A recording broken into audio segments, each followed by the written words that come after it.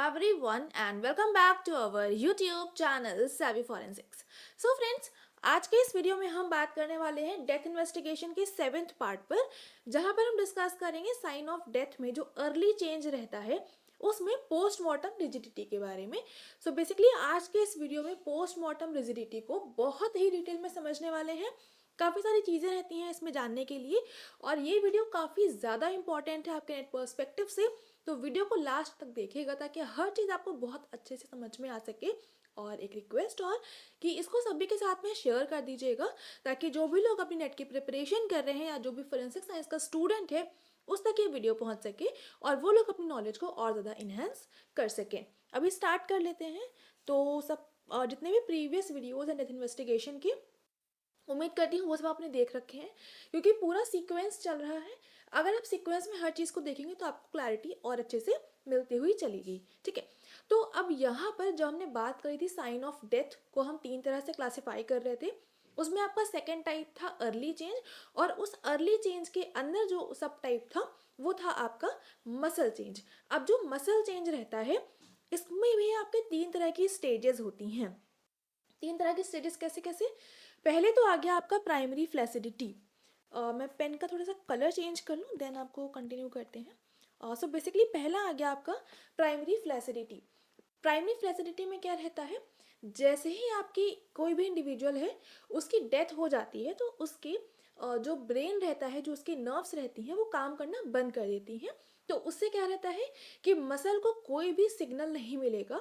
तो अब जब कोई भी मसल को सिग्नल ही नहीं मिल रहा है तो उसमें कोई भी तरह का आपको रिलैक्सेशन या फिर कोई भी तरह का कंप्रेशन आपको नहीं देखने को मिलेगा।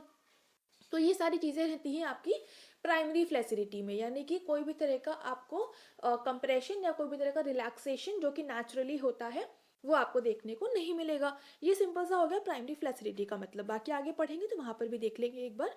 सेकेंड है आपका रिगर मोर्टिस। जब प्राइमरी फ्लैसिडिटी होती है उसके बाद में जो सेकेंड स्टेज आती है वो रहती है आपके रिगर मोर्टिस। तो रिगर मोर्टिस में काफ़ी सारी चीज़ें हैं पढ़ने को, उसको अपने आगे की वीडियो में अभी इसी वीडियो में कंटिन्यू करेंगे। ठीक है, तो रिगर मोर्टिस का अगर बहुत सिंपल लेमैन टर्म में समझें, आफ्टर डेथ बॉडी में जो अकड़न आने लगती है, बॉडी में जो टाइटनिंग थोड़ी सी आपको देखने को मिलती है, वो चीज़ आपकी कहलाती है रिगर मोर्टिस। ठीक है, उसके बाद में लास्ट जो स्टेप रहता है मसल चेंज का वो रहता है आपका सेकेंडरी फ्लैसिडिटी। तो सेकेंडरी फ्लैसिडिटी क्या होता है?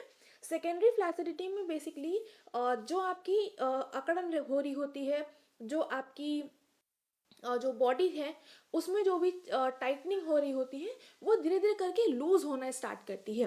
तो ये होता है आपका सेकेंडरी फ्लैसिडिटी में। तो बेसिकली मसल चेंज में आपके ये 3 स्टेप इन्वॉल्व होते हैं, तब जाके आपका मसल चेंज कंप्लीट हो पाता है। ठीक है, अब यहाँ पर एक एक करके सबको समझेंगे। तो सबसे पहले अगर हम बात कर लें यहाँ पर प्राइमरी फ्लैसिडिटी की, तो जो मैंने समझाया वो सब कुछ यहाँ पे वर्ड्स में ही लिखा हुआ है। इमिडिएटली आफ्टर डेथ जो ब्रेन का कंट्रोल होता है हर एक मसल का वो ख़त्म हो जाता है, जिसकी वजह से बॉडी में पूरी तरह का रिलैक्सेशन आ जाता है, कोई भी तरह की स्ट्रेचिंग नहीं अवेलेबल होती है।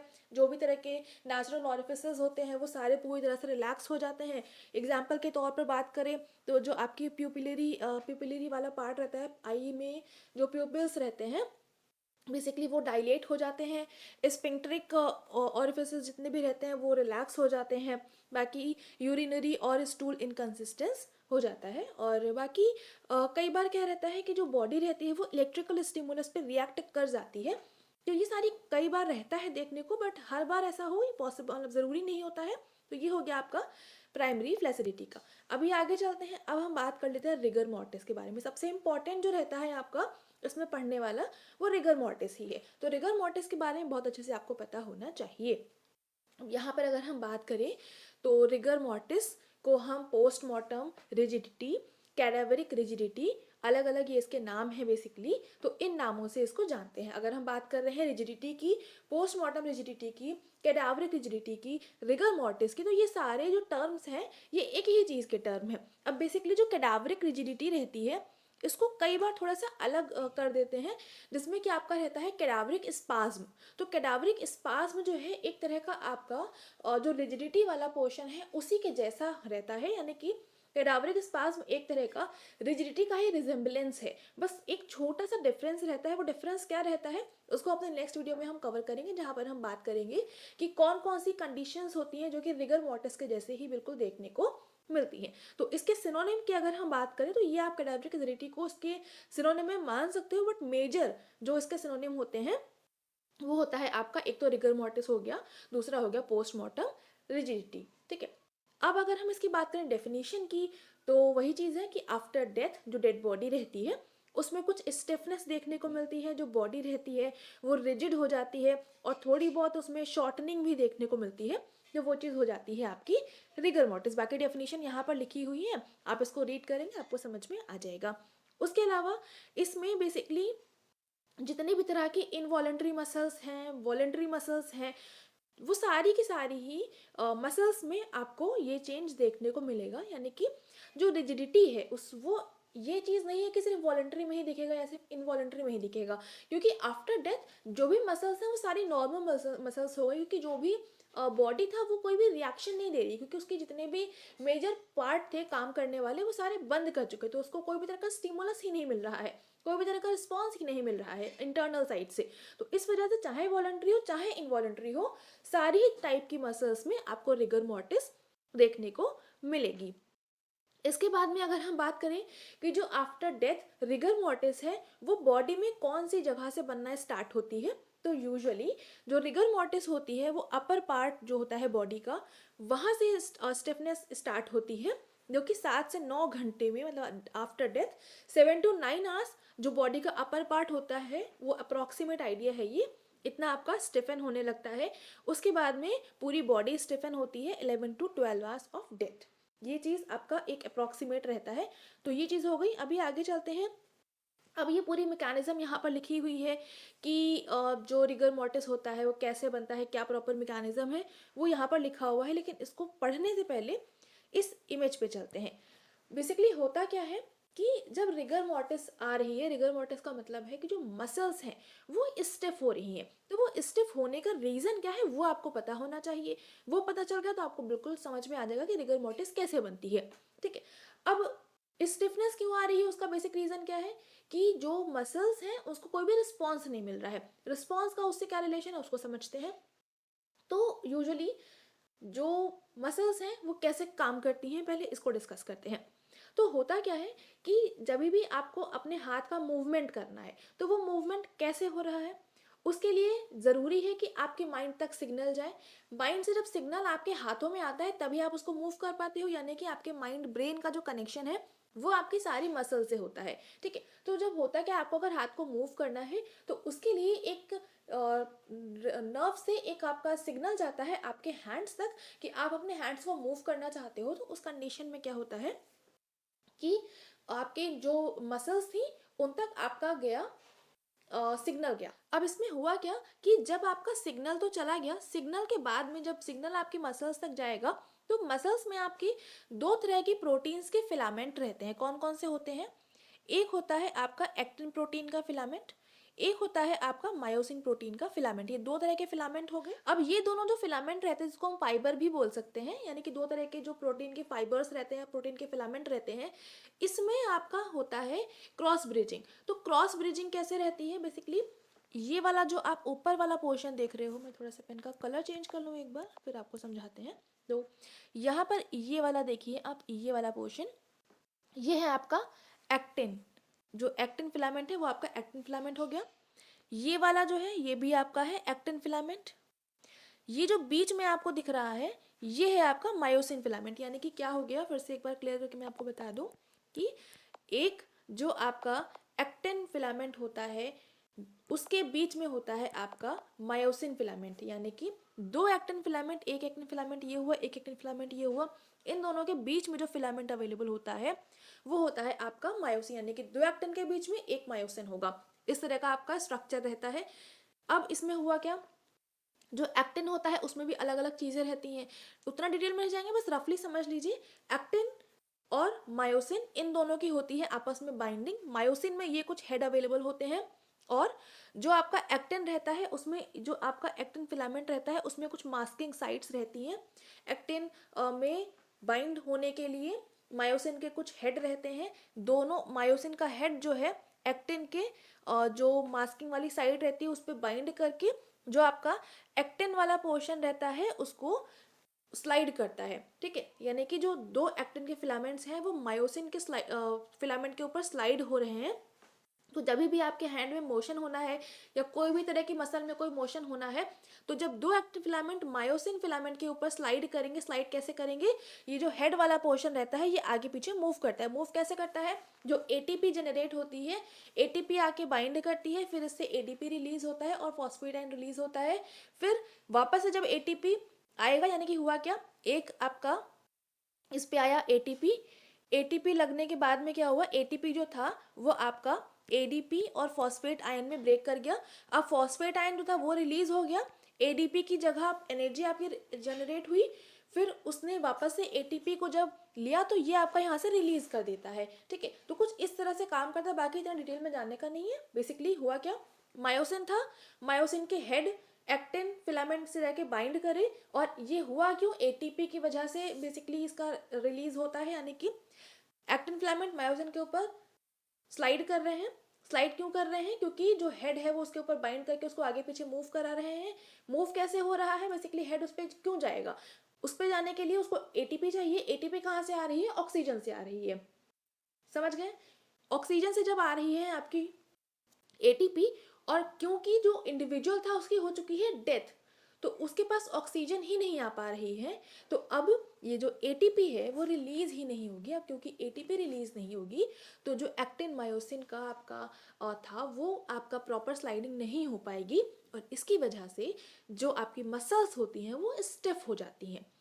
समझ में आ गया होगा, उम्मीद करती हूँ। इतना बहुत डिटेल में नहीं है क्योंकि इसमें अगर हम डिटेल में जाएं तो बहुत लंबा इसका है, तो कभी अगर बायो का पढ़ेंगे तो वहाँ पर हम इसको डिस्कस कर लेंगे। बाकी एक चीज़ आप कर सकते हो, डायरेक्टली गूगल पर सर्च करिएगा या फिर यूट्यूब पे सर्च करिएगा एक्टिन मायोसिन वर्किंग। ठीक है, तो उसमें आपको ये पूरा मिल जाएगा, बहुत अच्छे से आप उसको वहाँ से पढ़ सकते हैं अगर इसको डिटेल में जानना है तो। अदरवाइज आप सिर्फ इतना भी समझ सकते हैं कि जो आपका जितना मैंने समझाया इतना, और बाकी जो कुछ समझाया है वो थोड़ा बहुत यहाँ पर लिखा भी हुआ है, आप इसको एक बार रीड करेंगे तो आपको समझ में आ जाएगा। बाकी जो इसमें इंपॉर्टेंट पॉइंट्स मैं आपको बता देती हूँ एक बार। बेसिकली ये जो आपका एक्टिन और मायोसिन के फिलामेंट्स रहते हैं, रिगर मॉर्टिस में क्या होता है कि इनका इरिवर्सिबल फ्यूजन होता है, यानी कि इसमें कोई भी तरह का रिवर्स फंक्शन नहीं हो रहा होता है क्योंकि उसको ऑक्सीजन नहीं मिल रही होती है। तो ये आपका इरिवर्सिबल फ्यूजन होता है एक्टिन और मायोसिन दो फिलामेंट का, और ये बेसिकली डिहाइड्रेटेड स्टिफ जेल में कन्वर्ट हो जाते हैं, और इसकी वजह से एक रिजिड इनएक्सटेंसिबल स्टेट बन जाती है। एक रिजिड यानी कि स्टिफ स्ट्रक्चर बन गया। उसके अलावा जो रिगर मॉर्टिस है, due to depletion of adenosine triphosphate, ATP की कमी की वजह से जो मसल्स रहती हैं वो मसल में जो एटीपी रिजर्व रहता है उसमें जो कमी आने लगती है, यानी कि धीरे धीरे करके वो खत्म होंगी। जब खत्म होंगी उसके बाद ही आपकी स्टिफनेस बनना स्टार्ट हो जाती है। इसलिए कि रिगर मॉर्टिस को आने में थोड़ा सा टाइम लगता है, क्योंकि जो भी रिजर्व एटीपी है उसको खत्म होने में थोड़ा टाइम लगेगा। उसके अलावा एक इम्पॉर्टेंट पॉइंट कि जो एटीपी का लेवल है फॉल्स टू 85%, एटीपी का लेवल 85% तक कम होता है नॉर्मल लेवल में, और इसके बाद ही आपका रिगर मॉर्टिस भी इनिशिएट हो जाती है, and it will be maximum अगर इसका जो लेवल है वो 15 से 20% तक पहुंच जाता है नॉर्मल लेवल से। ठीक है, तो ये चीज़ हो गई। और उसके अलावा any violent muscular exertion prior to death will produce करता है डिक्रीज इन एटीपी लेवल्स, जिसकी वजह से जो रिगर मॉर्टिस होती है वो आपकी कई बार जल्दी या देर से भी आती है। तो अब यहाँ पर एटीपी का कितना रिजर्व बचा हुआ है या कितना कम है उस पर डिपेंड करेगा कि जो रिगर मॉर्टिस है वो कितना जल्दी या कितना देर से आएगी। अभी इसके कुछ फैक्टर्स भी हैं, अभी उनको हम आगे की स्लाइड्स में डिस्कस करेंगे। ठीक है, सो उम्मीद करती हूँ यहाँ तक आपको रिगर मॉर्टिस क्लियरली समझ में आ गया होगा। अब रिगर मॉर्टिस को टेस्ट करने की कुछ चीज़ें रहती हैं, कैसे टेस्ट करेंगे वो आपको पता होना चाहिए। जैसे कि जो आईलेट्स होती हैं उनको आप लिफ्ट करके देखोगे, जो जॉ लाइन रहती है उसको आप डिप्रेस करके उसको थोड़ा सा मूव करा के चेक करोगे, या फिर जो नेक है उसको थोड़ा सा बेंड करके देखोगे, जो जॉइंट्स होते हैं चारों लिम्स के उनको आप मूव करा के देखोगे। अगर आप उसमें कुछ चेंजेस आपको नज़र आ रहे हैं तब तो वो आपका रिगर मॉर्टिस बनना स्टार्ट हो गई है। अगर नहीं उतना दिख रहा है तो मतलब कि अभी रिगर मॉर्टिस वाली कंडीशन नहीं आई है। तो अब इससे जो है आप थोड़ा सा टाइम ऑफ डेथ वाला चीज़ को एस्टिमेट कर सकते हो। इसके बाद में अपीयरेंस की बात करें तो सबसे पहले जो स्मॉलर मसल्स रहती हैं, जैसे कि आपकी आईलिड्स की मसल्स हो गई, फेस हो गया, जॉ हो गया, उसके बाद में धीरे धीरे करके जो आपके लार्ज मसल ग्रुप्स रहते हैं, जैसे कि आपके थाइज में हो गए, आपके बाकी बॉडी की जो मसल्स हो गई जो बड़े साइज की रहती हैं, तो उनको स्टिफनेस आपकी सबसे लास्ट में आती है। ठीक है, तो छोटी मसल से स्टार्ट होगा, फिर धीरे धीरे करके बड़ी मसल तक आपका रिगर मोर्टिस जाएगा। ठीक है, ये चीज़ हो गई। अब इसके बाद में ये पूरा सीक्वेंस है कि कौन सी जगह पे सबसे पहले आएगा, कौन सी जगह पर सबसे देर से आएगा। तो ये पूरा सीक्वेंस है। स्टार्टिंग होती है आईलिड से 3 to 4 आवर्स में after death. Then face and jaw जो कि 4 से 5 घंटे में बनता है, मतलब आफ्टर डेथ 4 to 5 आवर्स बनता है। फिर नेक एंड ट्रंक जो कि 5 to 7 आवर्स, अपर एक्सट्रीमिटीज में 7 to 9 आवर्स, लेग्स में 9 to 11 hours and fingers and toes में 11 to 12 आवर्स। तो ये पूरा सीक्वेंस है। सबसे पहले eyelids, face, neck and jaw, neck and trunk, upper extremity, legs and then last में आपका आ गया फिंगर एंड टोज। तो पूरा प्रॉपर सीक्वेंस में जा रहा है ऊपर से नीचे के साइड में। ठीक है, और बाकी ये टाइम ड्यूरेशन तो उसको भी थोड़ा सा आप ध्यान में रख लीजिएगा। ये सीक्वेंस आपको याद करना बेसिकली बहुत इंपॉर्टेंट है। ठीक है, अभी आगे चलते हैं और यहाँ पर अब हम बात कर लेते हैं कि जो रिगर मॉर्टिस होती है उसको अफेक्ट करने के लिए कौन कौन से फैक्टर्स जो रहते हैं वो इम्पॉर्टेंट रोल प्ले करते हैं। तो बेसिकली अगर कोई इंडिविजुअल था, उसको कोई डिजीज़ थी, या फिर जो इंडिविजुअल थी उसकी हेल्थ जो है वो नॉर्मल, मतलब बहुत ज़्यादा हेल्दी पर्सन था, या फिर उसकी एज क्या थी, बूढ़ा था, बच्चा था, बीच का पर्सन था, बॉडी का टेम्परेचर क्या था, सराउंडिंग में टेम्परेचर कैसा था, कोई पॉइजनिंग का केस था या नहीं था। तो ये सारे कुछ अलग अलग फैक्टर होते हैं जो कि डिपेंड करते हैं कि रिगर मॉर्टिस जो है वो जल्दी आएगी या देर से आएगी या आएगी ही नहीं। बेसिकली नहीं आने वाला जो रहता है वो बहुत ही रेयर केस होते हैं। और यूजुअली रिगर मॉर्टिस जो सेप्टिसीमियल डेथ्स रहती हैं, जितनी भी सेप्टिसीमियल डेथ्स रहती हैं, उन तरह की डेथ्स में जो रिगर मॉर्टिस होता है वो बहुत ही रेयर आपको देखने को मिलता है। तो ये काफ़ी ज़्यादा इंपॉर्टेंट पॉइंट है कि क्वेश्चन पूछ लेंगे in which of the following rigor mortis is absent after death. तो उसमें आपका करेक्ट आंसर हो जाएगा सेप्टिसीमिया डेथ। ठीक है, अब यहाँ पर अगर हम बात करें, कुछ आपके सामने फैक्टर्स लिखे हुए हैं जैसे कि इन्वायरमेंटल टेम्परेचर, जो मैंने बताया था आपको, हाई टेम्परेचर में जो रिगर मॉर्टिस है वो जल्दी आ जाएगी और जल्दी चली भी जाएगी। उसके बाद में जो कोल्ड टेम्परेचर है वहाँ पे क्या होगा, वहाँ पे जो भी कोल्ड टेम्परेचर रहता है वहाँ पर देर से आएगी और जल्दी, मतलब देर से आएगी और देर तक रहेगी। हाई टेम्परेचर का मतलब कि काफ़ी गर्म टेम्परेचर है, तो वहाँ पर एटीपी का रिलीज बहुत जल्दी जल्दी हो जाएगा, तो एटीपी जल्दी ख़त्म हो जाएगी। उससे क्या हुआ कि रिगर जल्दी आ जाएगा और जल्दी चली जाएगी। कोल्ड टेम्परेचर है तो देर से आएगी और देर तक रहेगी। मसल की एक्टिविटी यानी कि कोई वायलेंट एक्सरसाइज हुई है कि नहीं है डेथ से पहले, तो उस पर भी आपका डिपेंड करता है, तो उससे एटीपी रिलीज हो पाएगी जल्दी कि नहीं हो पाएगी। तो ये वो चीज़ हो गई। उसके अलावा जो इंडिविजुअल है वो काफ़ी हेल्दी है तो उसके पास एटीपी का रिजर्व ज़्यादा होगा। ओल्ड एज का पर्सन है या कोई बच्चा है तो उसमें भी एटीपी का जो रिजर्व रहता है वो डिपेंड करता है। ठीक है, ओल्ड एज में काफ़ी कम रहता है। जो बच्चे रहते हैं उसमें, जो छोटे बच्चे होते हैं बेसिकली, उनमें एटीपी का रिजर्व कंपैरेटिवली ज़्यादा होता है। तो ये सारी चीज़ें रहती हैं इंडिविजुअल की हेल्थ कैसी है उस पर। उसके अलावा एज कैसी है वो भी सेम वही चीज़ हो गई। आपकी जो भी इंडिविजुअल की एज रहेगी तो उस अकॉर्डिंग आपका जो रिगर मॉर्टिस है वो देर से या जल्दी आना डिसाइड होता है। उसके अलावा अगर कुछ डिजीज़ की बात करें तो जैसे कि आपकी हो गई वेस्टिंग डिजीज़। ठीक है, तो वेस्टिंग डिजीज़ में क्या रहता है, या कोई भी तरह की ऐसी एक्सट्रीम एग्जॉशन वाली कंडीशन, तो उसमें क्या रहता है, जो रिगर मॉर्टिस रहती है वो काफ़ी जल्दी आती है और बहुत छोट टाइम के लिए, मतलब बहुत शॉर्ट ड्यूरेशन के लिए रहता है। तो ये चीज़ आपकी कुछ डिजीजेज में रहता है बेसिकली। ठीक है, इसके बाद में यहाँ पर क्या रहता है, जो हेल्थ वाला था वो मैंने बता दिया आपको कि अगर इंडिविजुअल की हेल्थ अच्छी है या कैसी है तो उसके बेस पर आपका डिपेंड करेगा कि रिगर मॉर्टिस जल्दी से आएगी या देर तक रहेगी, कैसा क्या है। ठीक है, अब यहाँ पर ये सबसे इम्पोर्टेंट चार्ट है कि जो भी रिगर मॉर्टिस आ रही है तो उसमें अगर कोई तरह का आपकी पॉइजनिंग का है या क्या है, तो उस कंडीशन में कैसे कैसे टाइम पर आपकी जो रिगर मॉर्टिस रहती है वो आती है।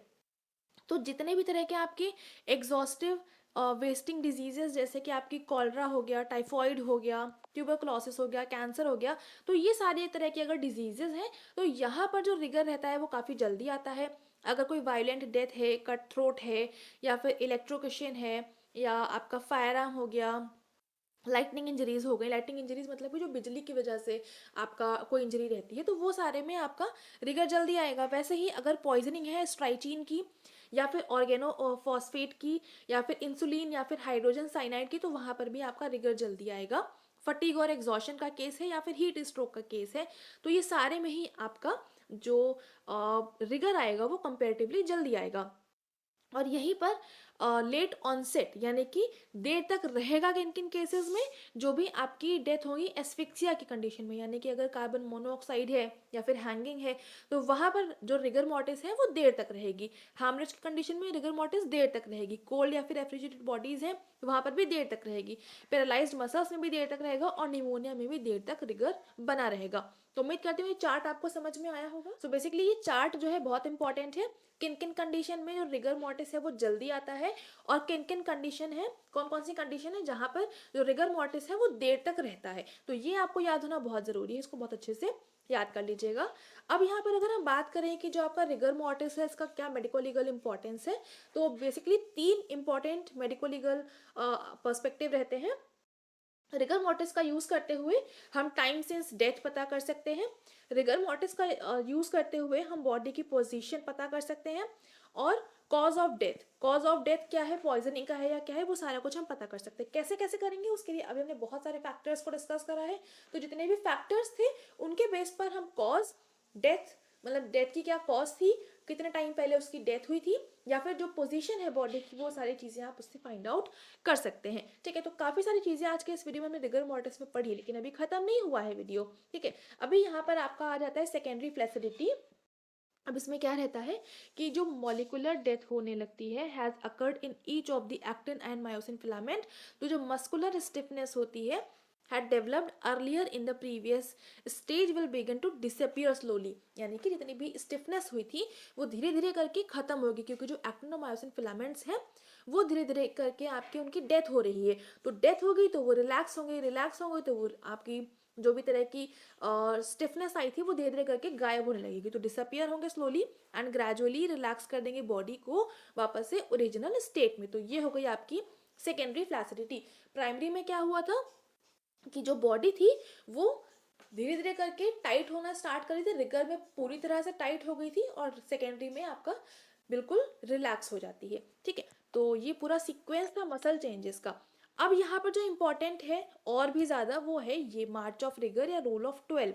तो अब होता क्या है कि जो भी बॉडी की डेथ है तो आफ्टर डेथ जो रिगर मोर्टिस रहती है उसको बनने में कितना टाइम लगता है, यानी कि पूरी तरह से बॉडी में सेट हो जाएगी तो पहले आफ्टर डेथ पहले 12 घंटे में पूरी तरह से सेट हो जाएगी रिगर मोर्टिस। अब इसके बाद में अगले 12 घंटे तक प्रॉपर वैसे की वैसी बनी रहेगी, और इन 12 घंटे के बाद में इसके अगले 12 घंटे तक जो रिजिडिटी बनी थी वो धीरे धीरे करके गायब होना स्टार्ट हो जाती है। ठीक है, तो ये यहाँ पर 3 बार 12 आवर्स का पूरा सीक्वेंस बनता है, इसीलिए इसको हम बोलते हैं मार्च ऑफ रिगर। बाकी जो कुछ मैंने समझाया वो यहाँ पर लिखा हुआ है, अब इसको थोड़ा सा चार्ट से समझते हैं। ये जो ग्राफ है ये बहुत इंपॉर्टेंट है। इसमें क्या है, जो आपका पोस्टमार्टम कूलिंग हम पढ़ चुके हैं, पोस्टमार्टम लिबिडिटी हम पढ़ चुके हैं, और रिगर मोर्टिस ये सब कुछ पढ़ चुके हैं। तो इसका पूरा ग्राफिकल रिप्रेजेंटेशन है जो हमने बात करी थी पोस्टमार्टम कूलिंग में, कि उसका सिग्मॉइड कर्व बनता है बेसिकली, तो वो भी यहाँ पर आपको क्लियर हो जाएगा। ठीक है, तो अब होता क्या है कि जो पोस्टमार्टम कूलिंग है तो वो तो डेथ के बाद ही धीरे धीरे करके कूलिंग आना स्टार्ट हो जाती है। तो ये डेथ के बाद ही स्टार्ट होती है और जो आपका 12 आवर्स तक रहता है वहाँ तक होने लगती है, एंड फिर धीरे धीरे बॉडी का टेम्परेचर कम आता जाता है और 48 घंटों के बाद में पूरी तरह से जो बॉडी का टेम्परेचर होता है वो नॉर्मल हो जाता है। तो ये हो गया आपका पोस्टमार्टम कूलिंग। और क्योंकि यहाँ पर कुछ इस तरह का ग्राफ बन रहा है तो इस तरह का जो ग्राफ बनता है इसको हम बोलते हैं सिग्मॉइड कर्व। ठीक है, यही मैंने बताया था आपको उस टाइम पर जब मैंने बात करी थी पोस्टमार्टम कूलिंग में। इसके बाद में लिबिडिटी क्या थी, लिबिडिटी आफ्टर डेथ 3 to 4 आवर्स के बाद में बनना स्टार्ट होती है, 12 घंटे तक पूरी तरह से बन जाती है। फिर उसके बाद में ये यहाँ से लेकर के लगभग 36-42 घंटे तक रहती है।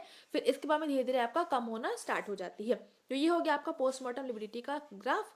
फिर प्यूट्रिफिकेशन, तो बाद में डिस्कस करेंगे जब हम डेट चेंजेस को डिस्कस करेंगे। बाकी यहाँ पर आप देख लीजिए चार्ट में कि आफ्टर डेथ जब आपके 18 घंटे हो जाते हैं उसके बाद में प्यूट्रिफिकेशन स्टार्ट होता है और फिर कंटिन्यूअस चलता रहता है जब तक कि बॉडी का डिकम्पोजिशन पूरी तरह से नहीं हो जाता है तब तक। अब इसके बाद में लास्ट आपका बचा रिगर मॉर्टिस, जो कि हमने जस्ट अभी इस वीडियो में पढ़ा। और तो यहाँ से आपको चार्ट से जो रिगर मार्च ऑफ रिगर है, जिसको हम रूल ऑफ 12 भी बोलते हैं, वो आपको समझ में आएगा कि डेथ के 1 से 2 घंटे के बाद में आपका स्टार्ट होता है, 12 घंटे तक बनता है, जस्ट 12 घंटे तक पूरी तरह से सेट हो जाता है, फिर अगले 12 घंटे तक आपका बना रहता है यहाँ से यहाँ तक, फिर उसके अगले 12 घंटे में धीरे धीरे करके खत्म होना स्टार्ट करेगा, तो 36-42 घंटे तक पूरी तरह से जो रिगर मोर्टिस बनी होती है वो खत्म हो जाती है। ठीक है, पहले 12 घंटे में सेट होगी, फिर उस 12 घंटे से अगले 12 घंटे तक बनी रहेगी, फिर वो 12 घंटे से अगले 12 घंटे तक जो रिगर बना था वो आपका पूरी तरह से खत्म हो जाएगा। तो ये पूरा 12-12 घंटे का 3 बार सीक्वेंस बनता है, तो इसी वजह से इसको हम मार्च ऑफ रिगर या फिर रूल ऑफ 12 बोलते हैं। ये क्वेश्चन आपके एग्जाम में बना भी हुआ है, तो इसलिए आपको पता होना चाहिए कि rule of 12 march of rigor क्या होता है, कैसे बनता है, क्यों हम इसको ऐसे करें। सारी चीज़ें आपको बाकी यहाँ पर लिखी भी है स्लाइड्स में, आप इसको पढ़ भी सकते हो। बाकी मैंने चार्ट से भी समझा दिया, उम्मीद करती हूँ आपको समझ में आ गया होगा। ठीक है, तो आज के इस वीडियो में काफ़ी सारी चीज़ें हमने पढ़ी हैं, बहुत सारी इंपॉर्टेंट चीज़ें थी जो कि हमने डिस्कस करी हैं।